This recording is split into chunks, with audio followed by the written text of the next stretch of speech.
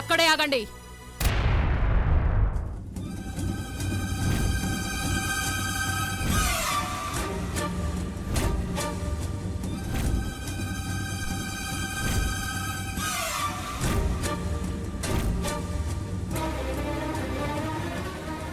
Doctor గారు ఏమన్నారా?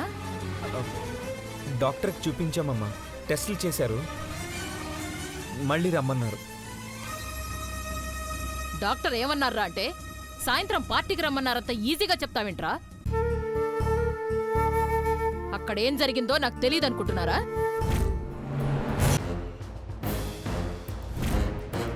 నీ పెళ్ళాం డాక్టర్ని రఫ్ఫాడించిందట కదా? చెల్లెమ్మా, అసలేం జరిగిందంటే ఇంకాపండి, నాకంతా తెలుసు. పాపం ఆ డాక్టర్ అందరి ముందర పరువు పోయిందని ఏడు మొహంతో నాకు ఫోన్ చేసి చెప్పాడు. పోనీలే, పాపం ఆడపిల్ల అవస్థ పడుతుంది కదా అని హాస్పిటల్లో చూపించుకొని రమ్మంటే ఇప్పుడు నా మొహం ఎవరికి చూపించకుండా చేసావు కదా తల్లి. అది కాదత్తయ్య, ఆ డాక్టర్ మంచివాడు కాదు. అసలు అసలు వాడు ఏం చేశాడో తెలుసా? ఆ తెలుసు తెలుసు, టీవీలో చూసావు కదా. మీతో పాటు మేమందరం కూడా చూసాం. అది జరిగింది నిజమే అత్తయ్య. ఆగా, డాక్టరు నీకు రిపోర్ట్ ఇవ్వాలి గాని నువ్వు డాక్టర్ క్యారెక్టర్ మీద రిపోర్ట్ ఇస్తావేంటే? అమ్మా ఇంక వదిలే ప్లీజ్. అదే మాట నేను అంటున్నాను. దీనికి పిచ్చి, దీన్ని వదిలే.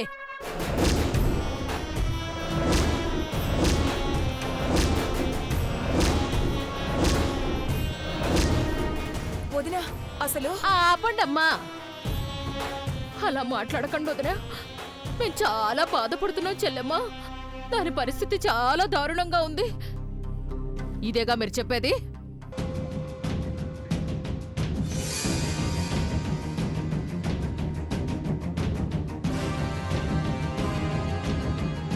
అయినా మిమ్మల్ని కాదు, నాకు బుద్ధుండాలి.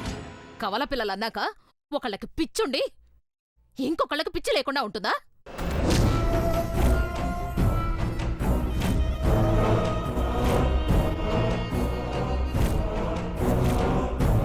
పెద్దదానికి పిచ్చుందని తెలిసి పెళ్లికి సిద్ధమయ్యాము. చిన్నదానికి పిచ్చుందని తెలియక కోడల్ని చేసుకున్నాం.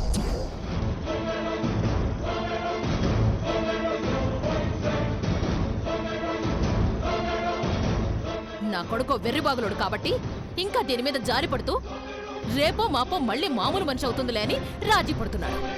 ఈ పిచ్చిగోల భరించడం మాకంత అవసరమా చెప్పండి? అమ్మా దయచేసి ఆపుతావా? అంజలికి పిచ్చి లేదు, స్ట్రెస్ వల్ల తను అలా బిహేవ్ చేస్తుంది. స్ట్రెస్సా అంటే ఏంటి బాబు? పెళ్ళైన తర్వాత ఒక నెలంతా మా గీతక్క కనపడకుండా పోయింది, పాపం అది కనపడట్లేదు అని పుట్టింటికి ఈ ఇంటికి తిరగడమే సరిపోయింది. ఆ తర్వాత గీతక్క తిరిగొచ్చింది, గీతక్క తిరిగొచ్చింది అని ఆ ఇంటికి ఈ ఇంటికి తిరగడమే సరిపోయింది. ఇదేనా స్ట్రెస్ అంటే? ఇంట్లో ఖాళీగా ఉండి పని లేక పిచ్చి పిచ్చిగా ప్రవర్తిస్తా ఉంటే దాన్ని స్ట్రెస్ అంటావేంట్రా? నాకు పిచ్చంటావా కాంతమ్మత్త? ఈ రాత్రికే నీకు పిచ్చి పట్టేలా చేస్తాను. అమ్మా తను ఈ ఇంటి కోడలు, పైగా వాళ్ళ అమ్మ నాన్నలతో వచ్చింది. వాళ్ళు హర్ట్ అయ్యేలా మాట్లాడుకో.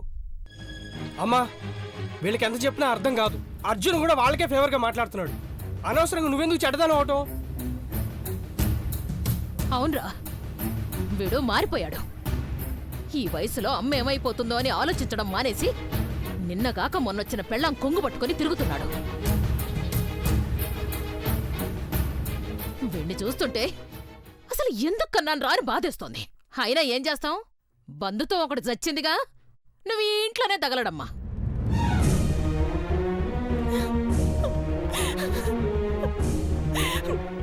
పదవే, మనం పైకి తగలడదాం.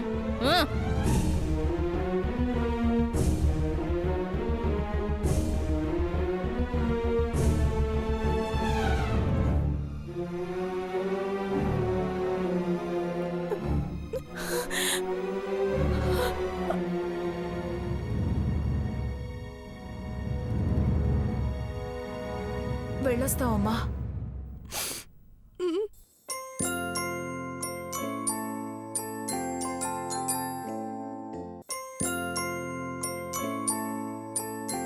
గీత,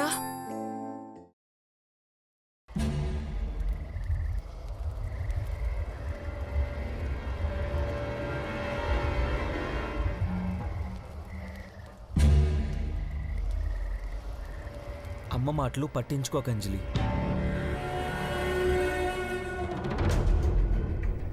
జస్ట్ గో అండ్ రిలాక్స్.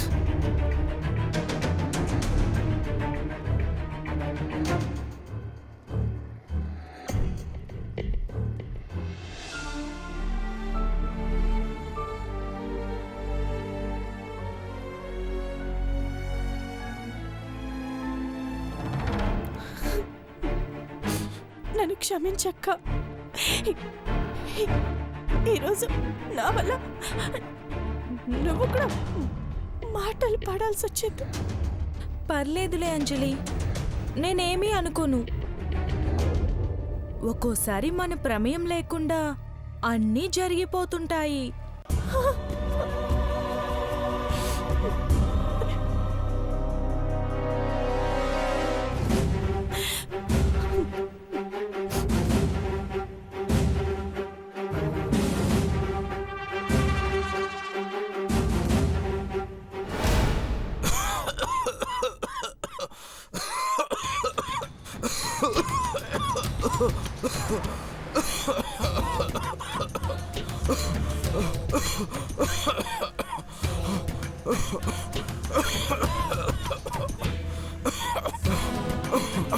బిడ్డా, బిడ్డా, బిడ్డా, ఇక్క సాయం తాగు.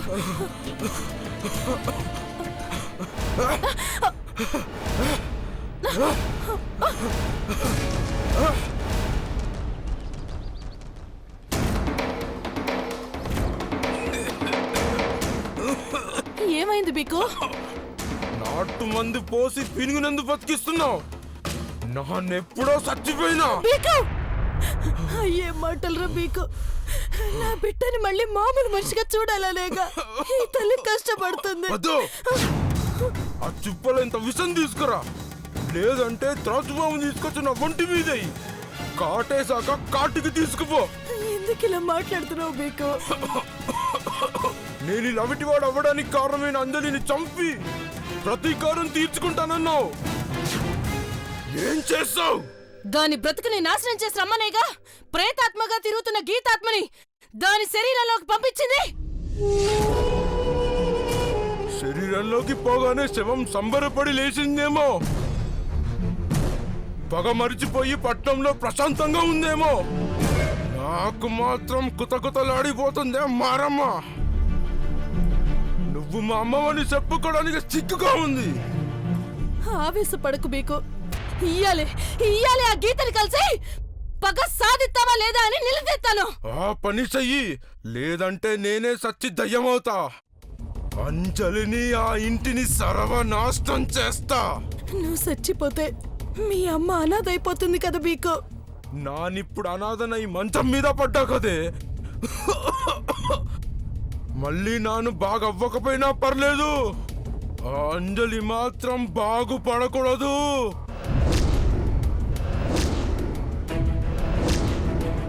అది నరకాన్ని అనుభవించడం చూడాలి. ఆ గీతకి చేత కాదంటే చెప్పమను. రేపు నాను సచ్చి ప్రేతాత్మై పగ తీర్చుకుంటా. వద్దు, నువ్వు అటువంటి పని చెయ్యదు బీకు. ఇప్పుడే గీత దగ్గరికి పోయి పగ తీర్చుకుంటావా లేదా అని కడిగి పారేస్తా. అయితే పో.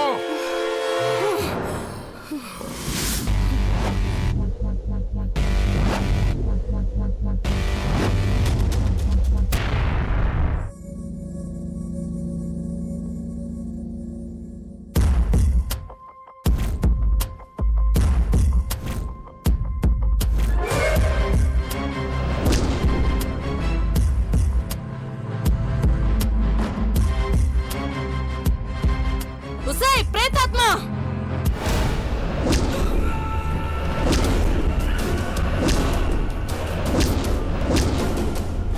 పిశాచి రూపంలో ఉన్న నీకు ప్రాణం పోసిన నన్నే మర్చిపోయావా? ఏయ్, ఎవరి మీద కోపం ఎవరి మీద చూపిస్తున్నావు? ఇంటికి రావద్దని చెప్పాను కదా. చచ్చిపోయి పంచభూతాల్లో కలవాల్సి నువ్వు తీరని కోరికతో ప్రేతాత్మగా తిరిగేదానివి.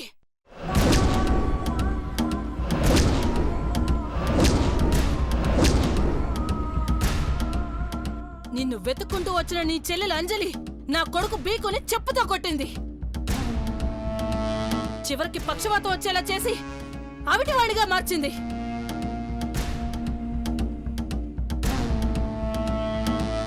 మనిద్దరి పగ అంజలిని హతమార్చడమే అని తెలిసి తగలబెట్టబోతున్న నీ శవంలోకి పంపించి అందరి దృష్టిలో నేను మనిషిగా చేశాను.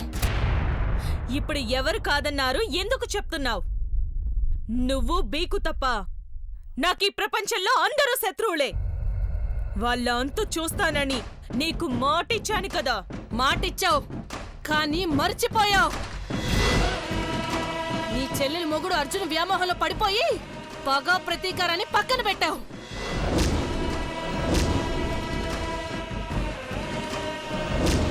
ఇప్పటిదాకా అంజలిని ఏమీ చేయలేకపోయాను బెంగతో నా కొడుకు మంచాన పడ్డాడు, చావుకు దగ్గర పడుతున్నాడు.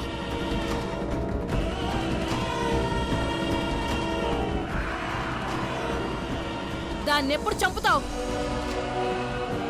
చంపుతావా లేదా? అంజలిని కాదు, అర్జున్ని, అందర్నీ చంపుతాను. కొంచెం ఓపిక పట్టు. ఈ మాటలు నమ్మే మోసపోయాను. ప్రేతాత్మగా ఉన్న నిన్ను తిరిగి మామూలు శరీరంలోకి ప్రవేశించేలా చేశాను.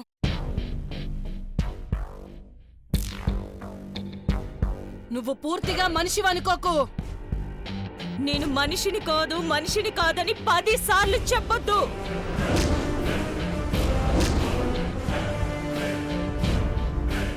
నేను దెయ్యాన్నని నాకు తెలుసు, నీకు తెలుసు.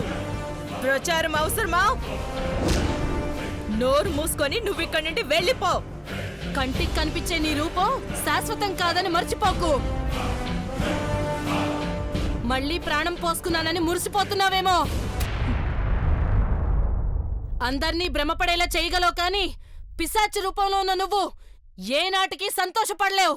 ఏయ్, అది కూడా తెలుసు. అందుకే కదా అర్జున్ని చంపాలనుకుంటుంది. కళ్ళబొల్లి మాటలు చెప్పకు. నువ్వు అర్జున్ని ఆరాధిస్తూ కూర్చున్నావు.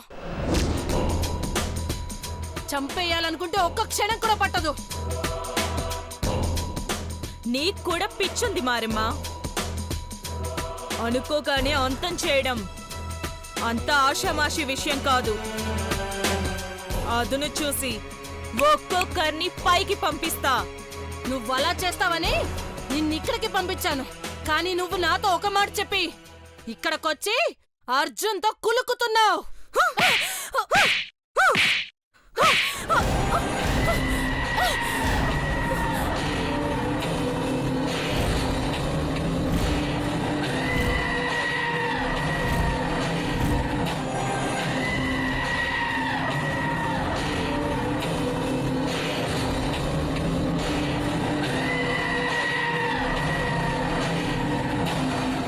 నోరు జారితే నాలిక చీరేస్తాను. నన్నే కొడతావా? ఎంత ధైర్యమే నీకు? నోర్మోయ్. ఇప్పుడు నువ్వు చెప్పినట్టు నేను వినను. నేను చెప్పినట్టు నువ్వు వినాలి. సేయ్, నువ్వు నేను చేసిన బొమ్మవే.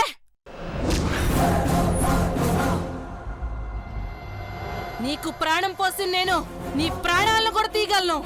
ఆ విషయం మర్చిపోతున్నావు. ఏంటి బెదిరిస్తున్నావు? నన్ను బెదిరిస్తే నిన్ను కూడా చంపేస్తాను. వెళ్ళు, వెళ్ళిక్కడి నుంచి వెళ్ళు.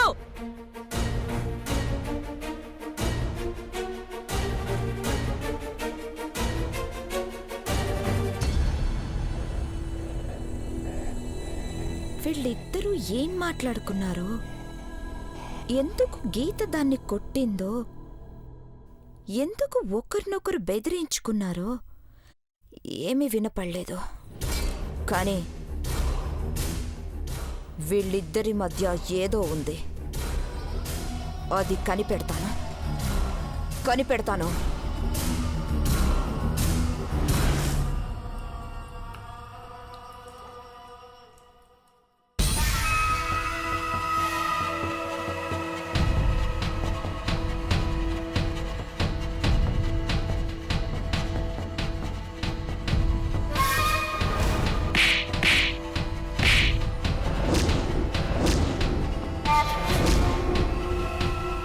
నోరు జారితే నాలిక చీరేస్తాను.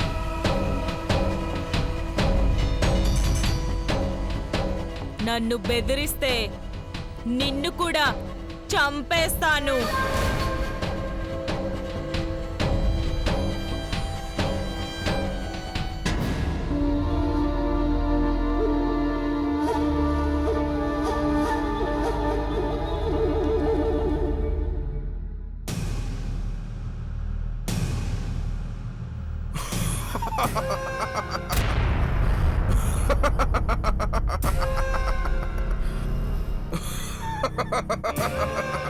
రక్తం మరుగుతుందానే మారమ్మా.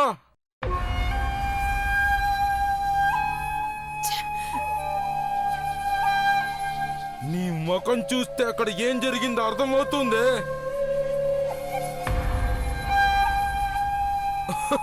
అవమానించిందా? నువ్వు నన్ను ఏం చేయలేవని బెదిరించిందా? నువ్వు తలాడించుకుంటూ వచ్చావా?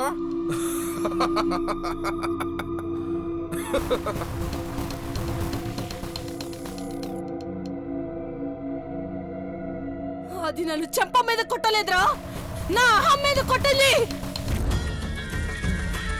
నన్ను అవమానించలేదురా, నా మీద సవాల్ చేసింది. దానికి పునర్జన్మిచ్చి నేనే దాని ప్రాణాలు తీసుకుంటాను. తిరిగి ప్రేతాత్మని చేస్తాను, అనంత వాయువుల్లో కలిపేస్తాను. రేపు రాత్రి క్షుద్ర పూజలు మొదలు పెడతాను.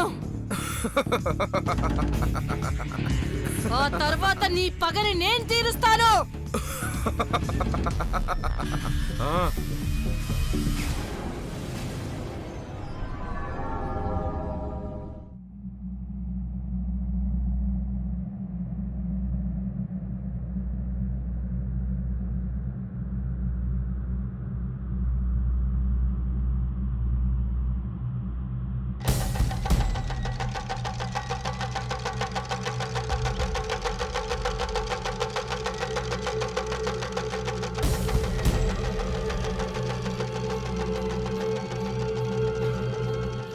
అర్ధరాత్రి ఒంటరిగా అద్దం ముందు నిల్చొని దెయ్యంరా దెయ్యమురా దెయ్యంరా అని 3 సార్లు పిలువు.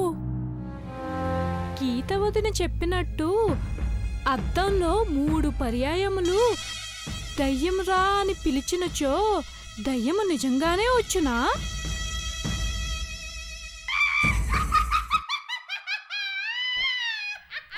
నా పిచ్చి కాకపోతే నేను పిలిచుటయో దయ్యం రావటయో.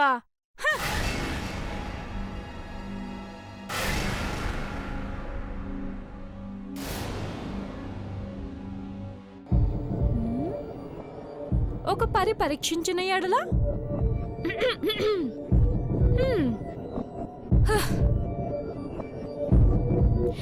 దయ్యం రా.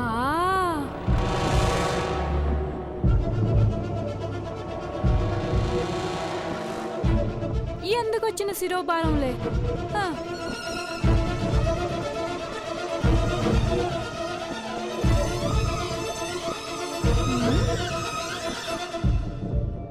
అయినా ఈ పూజ భయపడ్డా ఏమి?